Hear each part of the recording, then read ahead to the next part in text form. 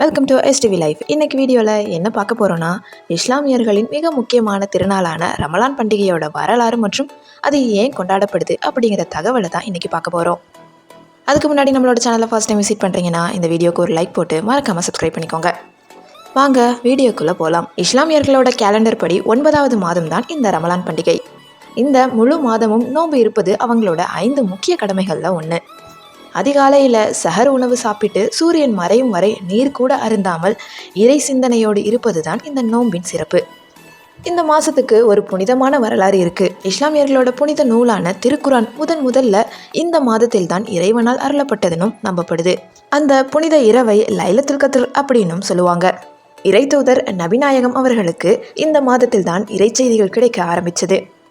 நோன்பு இருப்பதன் நோக்கம் வெறும் பசி மட்டும் கிடையாது, அதில் பல நன்மைகளும் இருக்குது.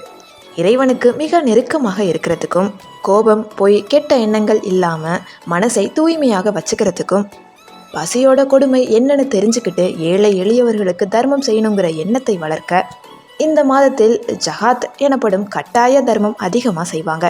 30 நாட்கள் நோன்பு முடிஞ்சு வானத்தில் பிறை தெரிஞ்சதும் கொண்டாடப்படுவது தான் ஈத் உல் ஃபித்ர். அன்னைக்கு எல்லாரும் புத்தாடை அணிஞ்சு பள்ளிவாசலில் தொழுகை முடிச்சுட்டு வீட்டில் சுவையான பிரியாணி மற்றும் ஷீர் குருமா அதாவது பாயாசம் செஞ்சு ஃப்ரெண்ட்ஸோட மகிழ்வாங்க.